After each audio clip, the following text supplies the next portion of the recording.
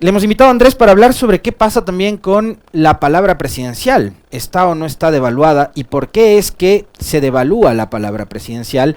¿Y por qué también es que los políticos, al igual que debería pasar con nosotros los comunicadores y periodistas, no cuidamos probablemente uno de los patrimonios más importantes que tenemos, que es el de la credibilidad?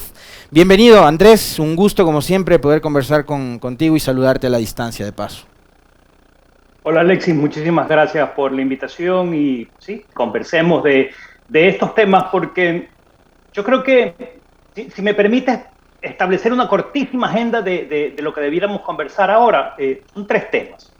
El uno, que creo que se ha institucionalizado la distracción. El segundo, creo que se ha banalizado la tragedia. Y el tercero, que debemos entender que un vocero tiene tres roles: informar, inducir e inspirar. Sobre ese contexto, yo cuando recibí la invitación para esta conversación, Alexis, pensé, bueno, ¿cómo lo despersonalizamos un instante para entenderlo desde la teoría de comunicación? ¿Cuáles son los hierros y cuáles son los aciertos? Y si te parece correcto, ese debiera ser el camino inicial, para luego entrar en los ejemplos específicos. Muy bien, partamos de ahí entonces. ¿Cuáles son esos hierros y cuáles son los aciertos en comunicación y a la hora de emitir los mensajes y de paso analizar lo que decía hace un momento Andrés, el rol que han cumplido durante estos 16 meses quienes han sido voceros del gobierno y el propio presidente a la hora, por ejemplo, y fíjense que en la nota introductoria no se habló del tema de la venta del avión presidencial, no se habló de la supuesta oferta de ya ingresar a la Alianza del Pacífico, no se habló de exportar carne a Uruguay y cosas por el estilo, ¿no? ¿Cuáles son entonces esos pros y contras, Andrés? Mira, si vamos a los números, Alexis, la credibilidad del señor presidente está por debajo del 15%, ¿no? Pero la credibilidad de más de 40 políticos e instituciones en el país no llega al 35%. Es decir, esto ya empieza a ser sistémico. Así es. De hecho, cuando tú preguntas en Ecuador cuáles son los políticos con mayor credibilidad, ambos están fuera del escenario político activo. Hablamos de Correa y de Nebot. Y Rafael Correa. Correcto. Exactamente. Entonces, ¿esto me lleva a pensar que es sistémico? Sí, me lleva a pensar que es sistémico. Luego, ¿dónde está el problema? Si es sistémico, ¿dónde está el problema? Y yo creo que hay tres motivos básicos. El primero, yo te decía, hablemos de la institucionalización de la distracción. Por naturaleza, tú sabes que es difícil mantener la atención. Nuestro cerebro no está diseñado para mantener la atención. Y más ahora en esta época de redes sociales y de información que nos bombardean, ¿no? Qué difícil es mantener la concentración, tal cual lo que dice Andrés. Así es, pero esto es más crítico, Alexis, cuando lo entiendes como lo proponía la filósofa y activista política francesa Simone Veil. Ella decía que la distracción no solo es un problema intelectual de cada uno de nosotros individual, sino que es un problema social y es un problema ético. Porque en la medida en que no prestas atención a lo que está pasando a tu alrededor, tus valores morales empiezan a debilitarse.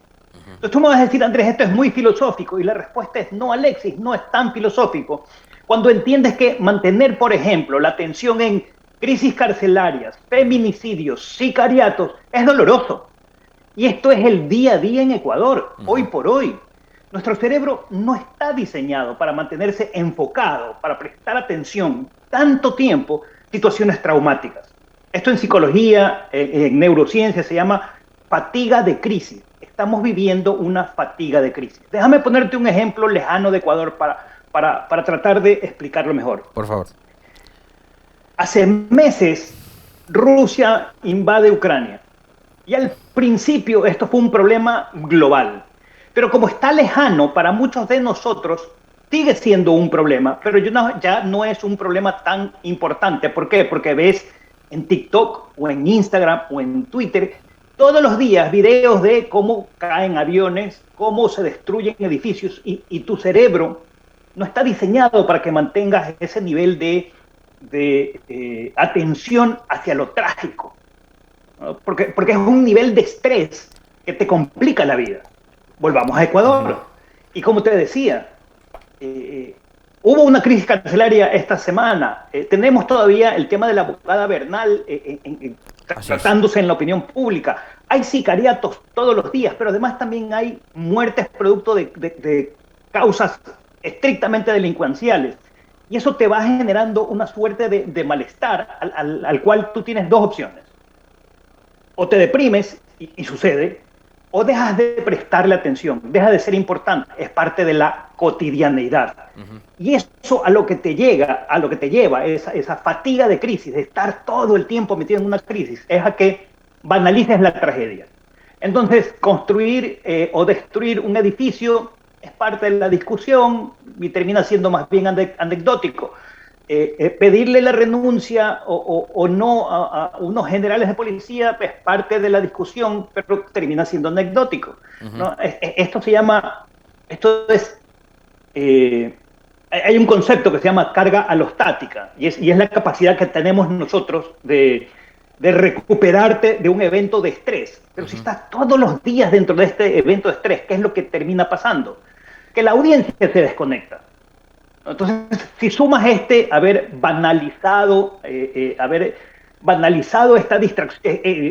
tragedia, porque se ha institucionalizado la distracción, las discusiones empiezan a ser superfluas, empiezan a ser epidérmicas, las audiencias se desconectan. Y si una audiencia se desconecta, el emisor piensa que la audiencia se desconectó, la audiencia piensa que el receptor piensa que el emisor de la comunicación se desconectó, y deja de haber esta instancia de vocería oficial, ¿no? Entonces, establecido eso, luego se complica con un tema adicional. Yo escribí hace un par de semanas en mi blog, Alexis, que mentir es una estrategia de supervivencia. Todos mentimos, todos, sin excepción, izquierda, derecha, arriba, abajo, niño, a partir de los 5 años a partir de los 3 años aprendes a mentir. Es como aprender a caminar o aprender a comer. Hay una autora que se llama Cicely Labocque que dice que mentir es una forma de obtener poder. Cuando tú analizas la política desde esa perspectiva, estamos hablando ya no de una mentira, sino de una opinión. ¿No? La política termina siendo una opinión sobre cómo ordenar la sociedad. Claro, cuando el vocero, en este caso en Ecuador, cuando el vocero es el presidente y no tiene una instancia a quien cuestionar en el camino, también se banaliza la función del vocero. Y naturalmente esto lo que va a hacer es que va a generar que pierda credibilidad. Hace 2400 años o algo así, Aristóteles escribió Ars Retórica, y él decía que para persuadir, un vocero necesita su ethos, su reputación. Pero si sales a construir historias, no digamos mentir, porque suena feo, pero digamos, sales a construir historias en la opinión pública, historias que luego tienes que contradecirte a ti mismo, es como la historia como la fábula de Pedro y el lobo. ¿Recuerdas la fábula? Correcto, sí, claro. Pedro, el pastor de ovejas, que sí, cuida las ovejas, y de vez en cuando bajaba al pueblo y decía, viene el lobo, iban todos los campesinos a ver, a cuidar las ovejas por el lobo no estaba ahí, así hasta que un día llegó el lobo. Yo creo que en ese sentido quiero recuperar lo que alguna vez decía Cicerón, ¿no?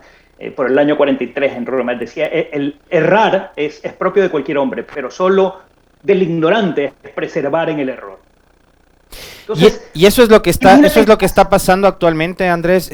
Pregunto esto porque a partir de lo que señalaba nuestro invitado, de lo que debe construir precisamente el vocero, digamos, ha habido varios funcionarios que han cometido muchos errores. Creo que el peor de todos ha sido sin duda Carlos Gijón, pero finalmente cuando tú pones un secretario de comunicación, un vocero oficial o un ministro, estos funcionarios terminan, que son además puestos de libre remoción y designados por el presidente, terminan siendo fusibles. Ahora, ¿cuál es el problema o qué tan grave es el problema cuando ese vocero es quien gobierna el país? Exactamente, Alexis, porque como bien dices, un vocero termina siendo un fusible. Es correctísima esa apreciación. De hecho, es lo que la teoría te dice. Tienes un vocero para que funja de fusible. Pero ¿qué pasa cuando el vocero es la última instancia de autoridad? puedes reemplazarlo. Y la respuesta es no. Entonces, ¿qué es lo que empieza a suceder? ¿Qué pasa cuando te quema un fusible en tu vehículo o en tu casa? Tienes que construir un puente de alguna manera. Entonces, lo que empezamos a ver es, yo me acuerdo que quizás quienes nos escuchan que tienen nuestra edad, Alexis, recordarán que cuando se quemaba un fusible en tu vehículo, usabas el envoltorio metálico del chicle para hacer un pequeño puente y que tu vehículo siga funcionando. Estamos hablando de algunos años atrás. Bueno, uso esta metáfora porque es eso lo que está pasando. Y lo curioso es que hay un estudio de un señor que se llama Peterman y otros científicos que dicen que si admites un error públicamente, puedes mejorar tu reputación. Imagínate qué hubiera pasado si luego de el anuncio por ejemplo, la renuncia de la cúpula policial y de encontrar que esto no era conveniente, salía el vocero a decir, ¿sabes qué? La verdad es que lo he pensado mejor, lo que anuncié fue un error producto del apuro, en realidad no lo vamos a hacer. Y adoptabas una posición, decías lo mismo, pero de una postura un poco más humilde.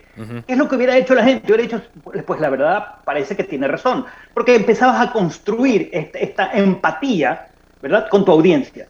Pero si las instancias no van por ahí, si son más bien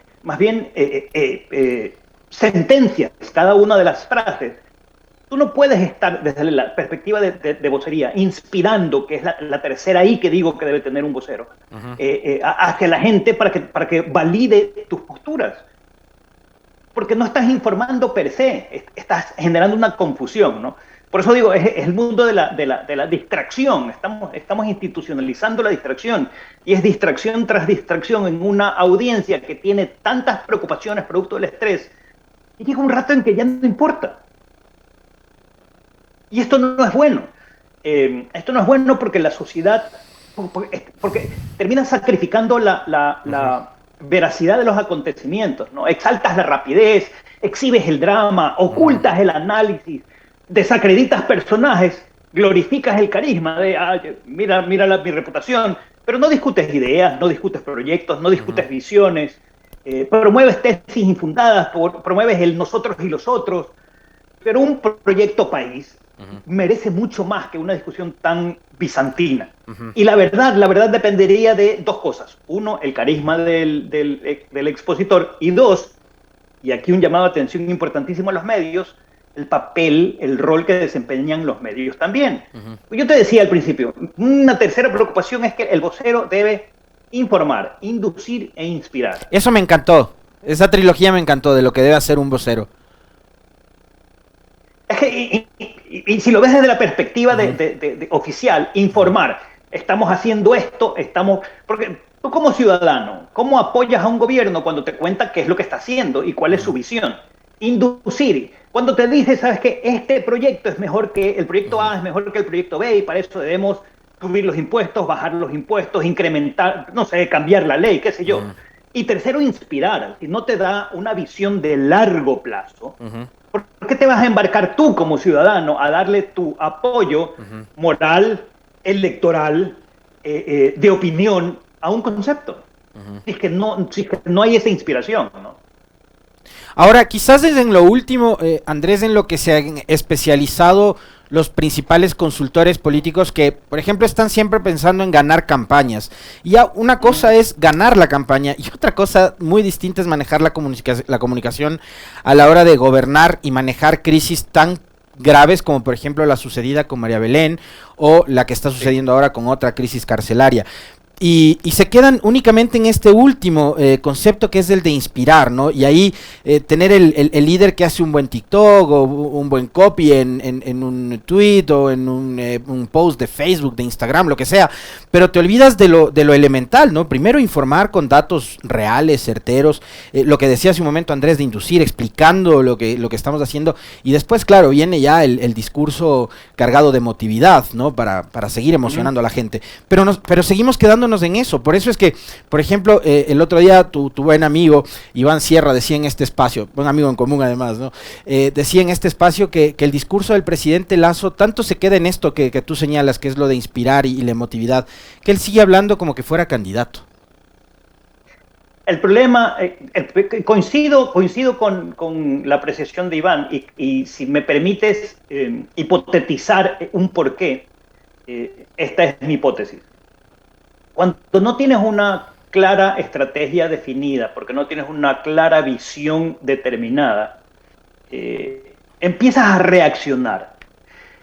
Y cuando estás reaccionando todo el tiempo, en términos de comunicación política, lo que terminas haciendo son mensajes que o bien banalizan más la tragedia, o bien se quedan en lo epidérmico. ¿Recuerdas el caso de Lewinsky-Clinton? Claro. Cuando sucedió el caso Clinton-Lewinsky, del equipo de comunicación del presidente Clinton, y lo recuerdo porque esa historia la contó en un evento en Guayaquil la secretaria de comunicación de Clinton de ese momento. Ella nos decía, mira, fue una crisis terrible, ¿no? Se cuestionaba el presidente, pero no pasó nada. ¿Por qué no pasó nada? Porque quienes se concentraron en resolver la crisis fueron 3 personas del Departamento de Comunicación. El resto seguíamos preocupados en gobernar, en informar, inducir e inspirar para que el pueblo estadounidense se olvidase del tema Lewinsky que había que resolver de alguna manera, y estaba el trámite legal como correspondía. Pero había una visión de país que resolver, había una visión de país que llegara, había una visión de país que aglutinaba a las audiencias, ¿no? Si esto no hay, terminas banalizando la tragedia. El tema, lástima que tenga que usar este ejemplo, pero el manejo de la comunicación formal del caso de la abogada en la escuela de policías termina banalizando la tragedia. Y esto no está bien, porque si no eres capaz de empatizar con el dolor de una madre, estás jodido. Perdón el francés. No, que perdón, nada, estás jodido, punto. Es así. Es así, coincido absolutamente con lo que dice Andrés. Si no logra sintonizar eso, un gobernante no está sintonizado, para usar la frase o la palabra que ellos mismos utilizaron en el comunicado dirigido a la Asamblea Nacional. Ahora, evidentemente... De hecho, ¿sabes qué? Perdona que te interrumpa, porque esto tiene un nombre, se llama efecto Dunning-Kruger, cuando tú crees que sabes que algo, pero en realidad no lo sabes. Estás convencido que sí lo sabes, pero en realidad no lo sabes. Yo creo que hay un nivel de desconexión importante y creo que se resuelve, hay tiempo para resolverlo y necesitas, sí, 2 cosas. 1, una clara estrategia definida con una clara visión compartida con todos. Y 2, un vocero, que no sea el presidente de la República. Justo le iba a preguntar a Andrés, me ha respondido antes de plantearle la inquietud. Ahora, el tema es, ese vocero tiene que informar y comunicar sobre las cosas que se hacen. El problema es cuando no hay gestión, y ese es casi que un cliché de la estrategia de la comunicación, que sin gestión no hay comunicación. Entonces, si no tienes mucho que informar, finalmente, ¿qué comunicas? ¿Con qué es lo que induces y con qué vas a inspirar a la gente si, por ejemplo, el relato de la vacunación ya se agotó? Estamos cerrando casi, me quedan 2 minutos y quiero que Andrés los aproveche muy bien, como suele hacerlo siempre, para decirnos qué es lo que resta en estos meses que le quedan al gobierno, tomando en cuenta algunas cosas, que el próximo año va a haber una elección seccional, vamos a elegir alcaldes, prefectos, y va a haber una consulta popular, y una consulta popular que va a tener el apoyo del gobierno, obviamente, y donde va a influir mucho también la comunicación oficial. ¿Qué va a pasar en el 2023, Andrés? ¿Qué podría pasar? Una revolución, Alexis. Déjame explicártelo brevemente. Miren lo que está pasando en el planeta con los problemas vinculados a fenómenos, desastres climáticos, vinculados a la guerra Rusia-Ucrania, vinculados a la falta de energía en algunos países, por un lado. Por otro lado, mira lo que está pasando con China, Rusia, India, Brasil, los países BRICS, trabajando su propio modelo económico. Y luego vente a Ecuador, en donde tienes todavía servicios básicos insuficientes, educación insuficiente, inseguridad más allá de la narcodelictiva, por todos lados, temor que agrava la situación de inseguridad, porque la gente tiene miedo, es natural que tenga miedo. Estos niveles, altísimos niveles de estrés y una comunicación que no te está aglutinando alrededor de nada en particular hoy. En el pasado fue la vacunación, pero mira la paradoja, la vacunación fue buena hasta que llegó la vacunación de la mafia y entonces se convirtió en una palabra mala. ¿Cómo puede algo bueno haberse convertido en algo malo? Bueno, porque no tienes el liderazgo claro, informativo de un vocero, inspirador de un vocero. Punto de orden, ¿un vocero o 20 voceros, Alexis? Si el gobierno necesita un vocero al mes, que los tenga. ¿Cuál es el problema? ¿No tiene nada que contar? No, por el contrario, yo creo que tiene muchas cosas que contar.